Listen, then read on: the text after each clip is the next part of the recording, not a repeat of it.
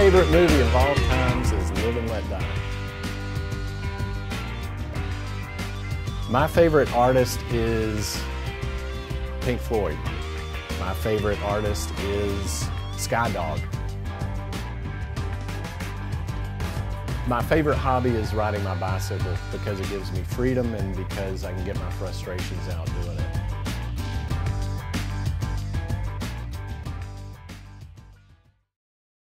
Hello, I'm Ben Treiber, Director of Strategic Systems Engineering for DataCore Software. I've been with the company about 15 years, and in the past I've managed migration services delivery for data migration specifically for about a dozen or so customers or more, all ranging from enterprise level to small to medium business. Whether it's a greenfield migration or a greenfield installation of DataCore software or an installation in an existing environment, migration always elicits a reaction, for better or for worse. DataCore can turn any grimaces into a smile. So I need to step back a minute and define data migration and what it means to me for a moment. This discussion is not going to focus on application movement or porting data from one application to another. It's not going to talk about things like VM, virtual machine migration.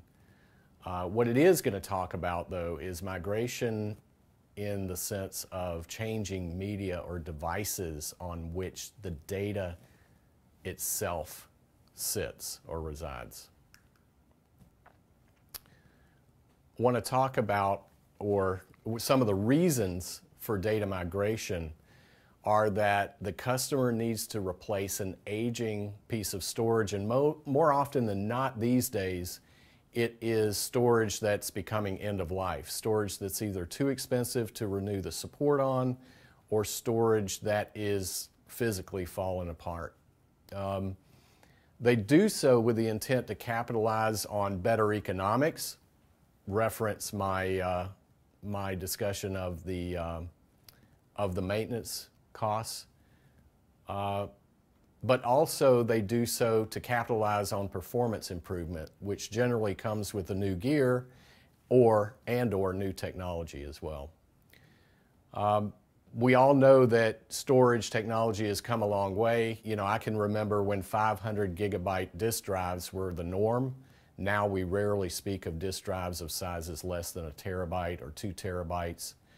Another reason for data migration is that a data center needs to be moved. Okay? There are all sorts of mergers and acquisitions and consolidations going on out there. I don't just mean in the business sense, I mean in the data sense as well. Some customers are moving from their own internal facilities to co-location facilities simply because they want to get rid of that Murphy effect where they have to deal with failures of power and cooling and things of that nature. But also, you know, going to a colo makes a lot of sense from a security standpoint as well. So that's why customers are doing it these days. It's just getting too expensive and there's not enough space in customers' data centers to house all of their data. Last but not least, they're moving perhaps to the cloud, and I'll cover that topic more a little bit later. So I want to discuss a little bit about how data migrations are done conventionally these days. The first and probably the most common way a data migration is done, and this is true for whether the device is changing or not, is a file copy. That's usually a quick and dirty way to get data from point A to point B. But some of the challenges with a file copy are the fact that if you're running an application, that application has to be quiesced while you do the file copy. And then while you're doing the file copy, you may or may not be able to preserve the timestamp on that file, the permissions on that file, and things of that nature. So you lose all ability or some ability to audit the changes in lifespan of that file. Another methodology also on the slow side of things is the backup and restore. That procedure can be time consuming too. It takes care of the problems with file copy most often, but it results often in a lot of downtime, again, because it takes a while to back up and restore the data, and you hope the tapes are working well as well. Another methodology is through purpose-built appliances. The thing about those is that they tend to be costly because you don't tend to use them as often as you do any other devices in your environment. In fact, I was talking with a gentleman yesterday who mentioned to me that he had been given a proposal by a well-known storage vendor that they would gladly migrate his storage or his existing storage to his solution with a special purpose piece of hardware and $100,000. Okay, that sounds expensive to me. And then storage solutions these days have a capability built into them oftentimes to migrate data from the old to the new. The issue with that is that it tends to be limited in scope and most often limited in ways that encourage you to migrate data to that specific device, but not necessarily among the different devices in your environment. So, you know, I'm often asked, you know, what are the reasons that people undertake migration? Well, actually, it is to gain more storage efficiency, but the act of migration itself is really the epitome of inefficiency.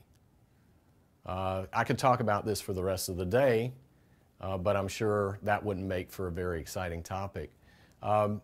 Migration itself, by definition, is inefficient. You've got to suspend access to the data oftentimes while you're migrating the data. There are often multiple migrations associated with any given individual migration. What I mean by that is that there is a tendency to have a lot of do-overs in cases where the first attempt at migration doesn't go so well, or it doesn't look like you're going to make your maintenance window, and for all of those reasons. Then there's the problem, and this falls under the category of do-overs. What if the resource you're migrating to turns out to be inadequate? Okay? You know, there's always the possibility of out-of-box mortality, as I like to call it. You know, you've unboxed a shiny new array, you've set it up, you've racked it up, you've been very careful, you turn it on and it works well for 2 or 3 days or 2 or 3 weeks, and then all of a sudden things just go haywire. That happens more often than not. So then you're forced to abandon the migration that, with any luck you're undertaking, hopefully you haven't completed the migration at that point. So you've got no back out other than to do it over. And then there's another hidden cost of migration, and that is the need to develop and execute an effective test method to verify that the data you migrated is actually good to go, good to use, and what you want to use.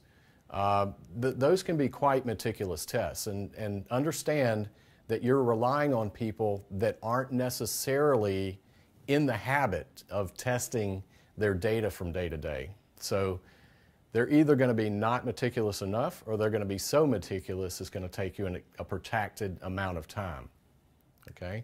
All the while, you know, you're stuck there out of production while people are taking a look with a loop on your data to determine whether it's good or not.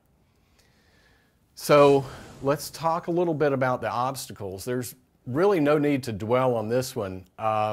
It's a simple fact that storage hardware vendors have no motive for making the process easy on you, because you're either, you know, you're migrating away from their environment. Storage really wasn't meant to communicate with each other. So, for example, if you're going from a Dell EqualLogic to a Dell Compellent, you may have a challenge with that. And then, of course, even though I discussed this already, time still remains a factor, because depending on your methodologies for migration, speed is always or time is always of the essence in there.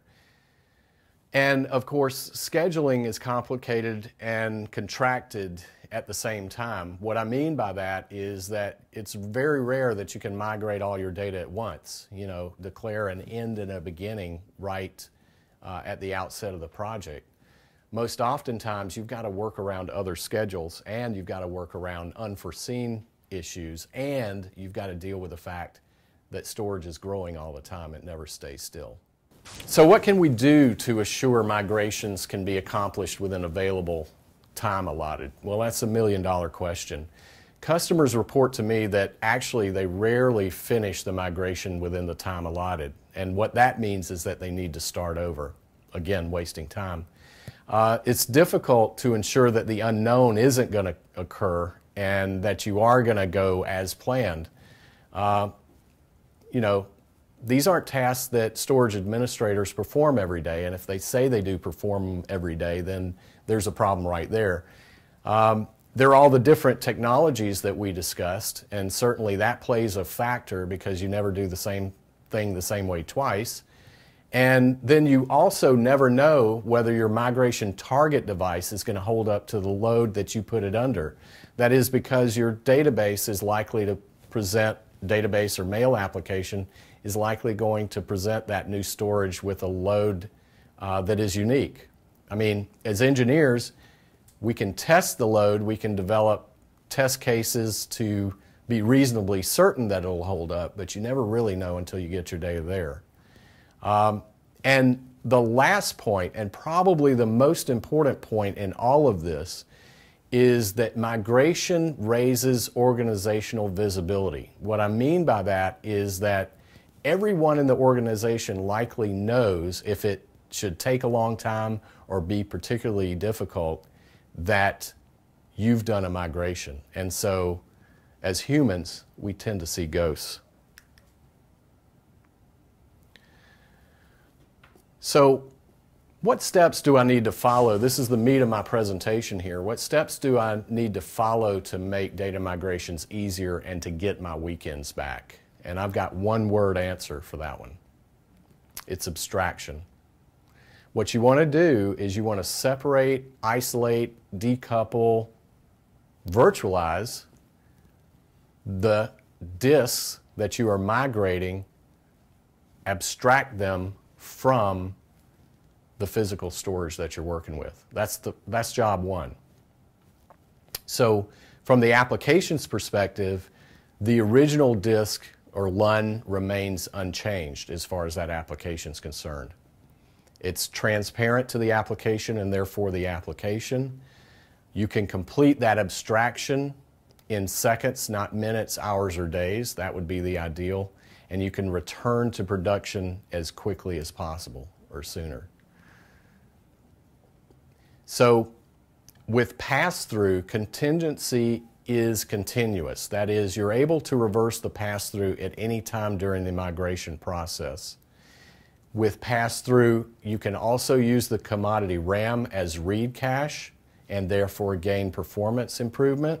In fact, let me tell you a little story here about a customer that was a skeptic that I helped convince pass-through was the way to go. He had an application that was an Oracle RAC application sitting on top of Oracle Virtual Server. That application consisted of 15 LUNs from his source storage in 3 volume groups, and it was from an older EMC CX700. He had just recently purchased some NEC D4 series storage. That was his new storage. It took him only 15 minutes to redirect his LUNs to his application host to DataCore Software and for DataCore to pass it back through to his application host. So actually what we did was we told his storage administrators on a Friday afternoon to take their application down. They had a maintenance window, a very brief one. We did the redirection and pass-through in 15 minutes, had them bring their applications back up and verify that the LUNs were the same as they were before they took their application down. Notice we didn't tell them we were going to do a migration. So if you get it, the migration was less of a hassle, the pass-through was less of a hassle because the application owners were actually unaware that it was taking place. He was given the all clear for that NEC storage the following Monday. So he actually began his migration during business hours, during the middle of the day, and the only thing the users noticed was an improved performance. Okay? So how is this transparent? Well, let me just summarize what makes it transparent. The first is the cache. During the migration, DataCore's read cache improves performance to the application layer because the application is actually reading from RAM at RAM speeds. DataCore's migration takes advantage underneath that cache and allows for a large sequential block copy between the old storage and the new storage. The writes that occur while this migration is taking place are applied both to the source and the destination. The source being the original disk that we started with in the beginning. Remember, I've got a backout plan, simply pass through the disks that are behind me. And then, so you quickly understand that what's going on here is that the customer is constantly validating the data with the actual business case that they're using, and DataCore's automation is then validating that the copy is in fact block for block the same as the source. So, you know, I'm asked to talk about what we're doing in our labs. First thing I want to say is that this isn't DataCore doing it in its labs. In fact, we have thousands of customers doing migrations, data migrations, in practice every day, whether they're conscious of it or whether they're deliberately migrating from one storage solution to another. It's the customer's choice. We give them the freedom to do this.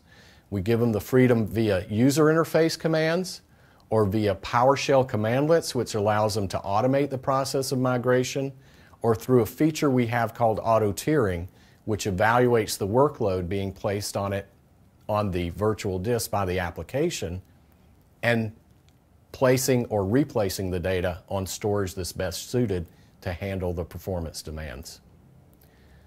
So virtualization is much more than a migration tool. That's the point I'm making here. DataCore features don't occlude one another. What I mean by that is that when you start a migration, you've got instant high availability features for business continuance. You've got instant replication for distance migrations. You've got snapshots, not just for the physical protection of the data, but for the logical protection of the data. That is snapshots and continuous data protection. Continuous data protection is like TiVo for your disk. And after the migration's complete, we've got an automatic write-back cache that gets enabled to further improve performance and to allow your applications truly to read and write from RAM at RAM speeds. All the while, through the beauty of virtualization, being able to use unlike storage in your environment. So no need for me to migrate from or within the same vendor's solutions. So migration is just one benefit of virtualization, and migration is inevitable. It's not a matter of if you're going to do it, it's a matter of when you're going to do it. So you might as well make it as easy as possible. You might as well make it as safe as possible. You want to choose your migration from a hardware independent vendor, and you probably want to choose one that allows virtualization as well. You want to capitalize on prior, current, and future technologies, and you also want to make it as transparent as possible.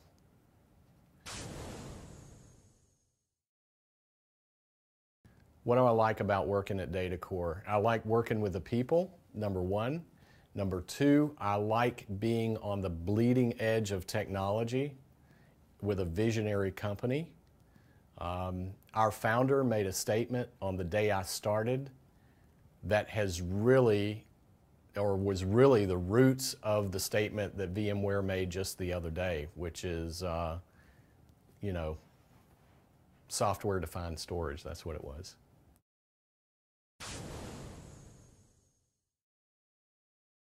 We established a leadership very early on, and we've been easily able to maintain that leadership over the course of the last 15 years. It has a lot to do with the fact that the low-level software that is in our product today is the same low-level software, because of good design and good vision, that we started with 15 years ago. So in that 15 years, we have spent our time making that software ever more stable.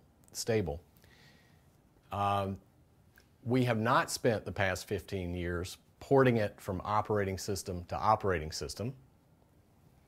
We have not spent the last 15 years chasing all the different fads of storage virtualization or virtualization in general. We have focused on one vision.